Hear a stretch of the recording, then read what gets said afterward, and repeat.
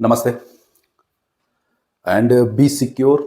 आप सभी सुरक्षित रहें, हेल्थ वाइज सारे सिक्योर रहें, खास करके कैंसर से। आज मैंने सेफ और सिक्योर की बात क्यों की? 4 फरवरी को वर्ल्ड कैंसर डे मनाया जाता है, इसलिए आज हम कैंसर के बारे में ही बात करेंगे। सर्वाइकल कैंसर पर्टिकुलरली फॉर महिलाएं, वीमेंस के लिए। और गवर्नमेंट ऑफ इंडिया का एक खूबसूरत सा इनिशिएटिव जो इसको इरेडिकेट करेगा। एक बहुत यूनिवर्सल इम्यूनाइजेशन प्रोग्राम के बारे में बात करेंगे, सब कुछ बात करेंगे। थोड़ा सा इसके बारे में बात कर लें तो फोर्थ फरवरी को हम क्या मनाते हैं? मनाते नहीं है, अवेयरनेस फैलाते हैं कैंसर के बारे में। और ये काम कौन करती है? तो एक यूनाइटेड इंटरनेशनल यूनियन है कैंसर कंट्रोल करके, वही फोर्थ एवरी ईयर के 4 फरवरी को वर्ल्ड कैंसर डे मनाती है। इसके अकॉर्डिंग अगर इंडिया के रिस्पेक्ट में हम देखें, तो आज के डेट में प्रेजेंट में हमारे पास 2 करोड़ 10 लाख कैंसर पेशेंट हैं। Cancer patient including all variety of cancer, सारे जितने प्रकार के आप कैंसर के नाम जानते हैं उन सबको अगर कलेक्टिवली जोड़ दे तो हमारे पास 2 करोड़ 10 लाख है।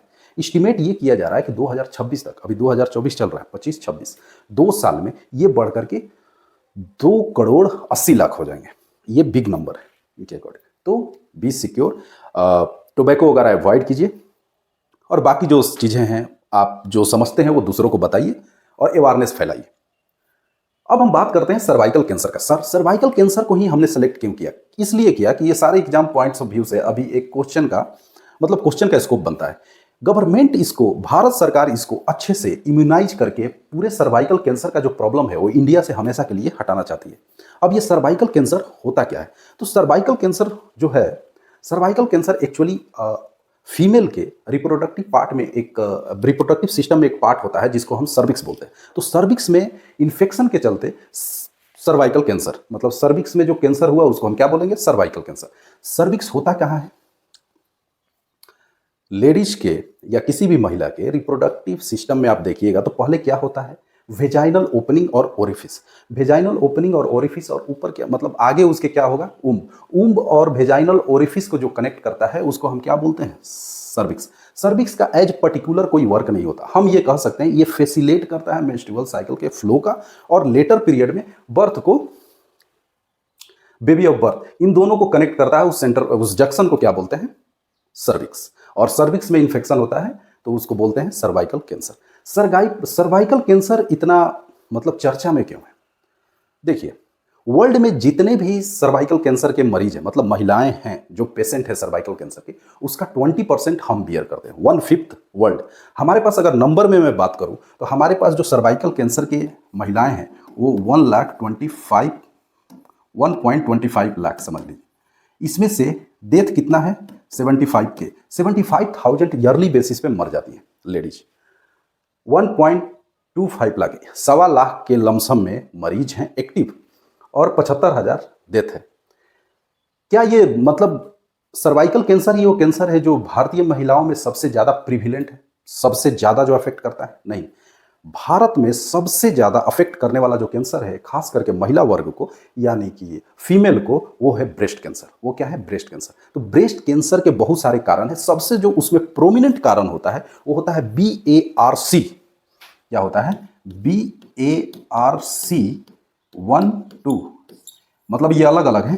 बार्क जीन 1 और बार्क जीन 2, ये मैक्सिमम कारण बनता है म्यूटेशन, मतलब जीन में म्यूटेशन हो जाता है और उनको ब्रेस्ट कैंसर हो जाता है। तो ब्रेस्ट कैंसर हो जाता है बार्क जीन के म्यूटेशन में 1 और 2। तो ये तो जेनेटिक चीज हुआ ना। ऐसे भी कुछ इन्फेक्शन रहता तो हम इसके बारे में भी सोचते। यहां पे आपसे पूछा जाएगा, अगर कोई पूछता है कि सबसे ज्यादा लेडीज में कौन सा कैंसर पाया जाता है, तो आंसर क्या होगा? Breast cancer. दूसरे नंबर पे सर्वाइकल कैंसर। इसका प्रोमिनेंट कारण क्या है? तो प्रोमिनेंट कारण है जीन म्यूटेशन। उसके अलावा बहुत सारे मॉडर्न जो लाइफ स्टाइल है उसके अकॉर्डिंग होता है डिफरेंट तरह के, लेकिन प्रोमिनेंट क्या है? Gene mutation. ओके, ये हो गए। अब हम इसमें करने क्यों वाले? सर्वाइकल कैंसर काउज कैसे होता है? Papilloma virus, human papilloma virus से इन्फेक्ट होकर के सर्वाइकल कैंसर होता है। Human papilloma virus. ओके, तो हम क्या कर रहे हैं? गवर्नमेंट ऐसा क्या कर रही है? तो गवर्नमेंट एक इम्यूनाइजेशन प्रोग्राम चला रही है। अभी हमारी रिस्पेक्टेड सीतारमन फिनांस मिनिस्टर ने इंटरिम बजट में भी इसको क्लियरली डेट आउट हो गया कि जुलाई में इसी साल से हम 3 फेज में इम्यूनाइजेशन प्रोग्राम चलाएंगे, जिसमें जिसमें इलिजिबल कौन होगा, इम्यूनाइजेशन प्रोग्राम में इलिजिबल कौन है, तो 9 से 14 साल की जितने भी हमारे पास गर्ल्स हैं। ऐसे एस्टिमेट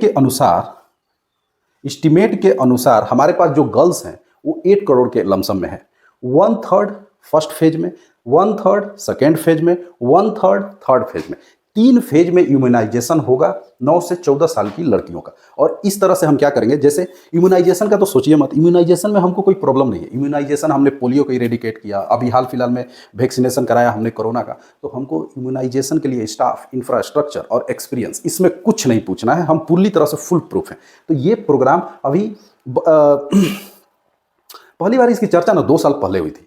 रिसेंटली 1 मंथ पहले न्यूज में ऐसा था कि government is willing to launch the immunisation programme, और अभी ये कंफर्म हो गया। और इंसिडेंटली आज कैंसर डे है, तो मैंने सोचा कि इस पे बात किया जाए, दैट्स वाई। तो 3 फेज में होगा इम्यूनाइजेशन प्रोग्राम 9 से 14 साल की बच्चियों का। तो इसका मकसद क्या है? क्या ये हमेशा जो हमारा इंद्रधनुष चलता है परमानेंट इम्यूनाइजेशन प्रोग्राम इसका हिस्सा है? बिल्कुल नहीं, ये अलग से है। जब आपने कोरोना का वैक्सीनेशन कराया था तो उस समय एक ऐप हुआ करता था, उसका नाम था कोविन ऐप था, स्पेशली डेडिकेटेड था। तो जब इनका ये इम्यूनाइजेशन होगा, इनको एक ऐप बनाया जाएगा, यूविन। क्या बनाया जाएगा? यूविन, यूविन। कोविड के लिए क्या था? कोविन। और गर्ल्स के लिए जो ये इम्यूनाइजेशन प्रोग्राम चलेगा, इसका क्या है? यूविन, जहां से ये सर्टिफिकेट वगैरह अपना डाउनलोड कर लेंगे। इसमें गवर्नमेंट ने देखिए कितना जबरदस्त सोचा है। गवर्नमेंट 2 प्रोसेस को लेकर के चलती है। ऐसे भी किसी भी डिजीज को कंट्रोल करने के लिए हमको 2 प्रोसेस अलग अलग फॉलो करना।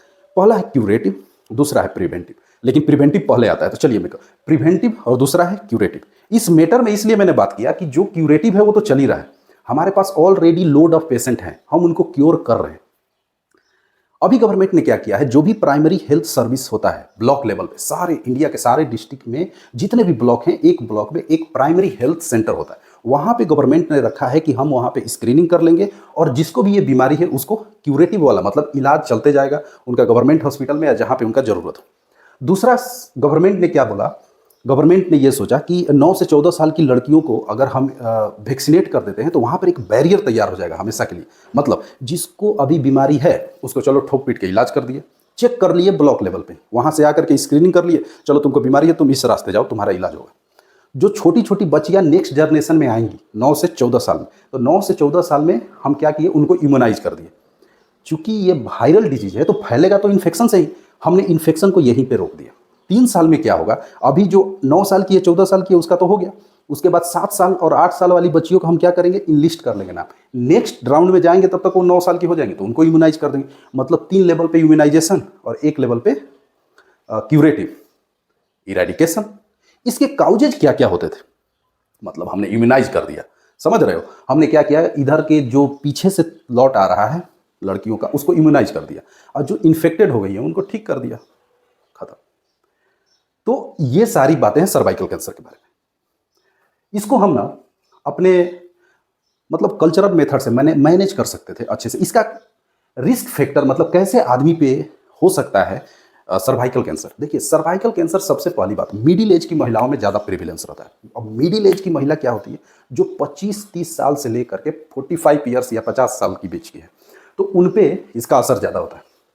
ओरल कॉन्ट्रासेप्टिव पिल ज़्यादा नहीं खाना चाहिए, आवश्यकता से अधिक अमृत भी जहर बन जाता है। फैमिली प्लानिंग के नाम पे कॉन्ट्रासेप्शन के लिए आप ओरल पिल्स लेते हो। ओरल पिल्स लेने से अच्छा है ना कि फिजिकल चीज़ अप्लाई करो, फिजिकल बैरियर, फीमेल कॉन्डम या मेल कॉन्डम का यूज कर सकते हैं। तो ओरल कॉन्ट्रासेप्टिव पिल्स से बढ़िया है ये।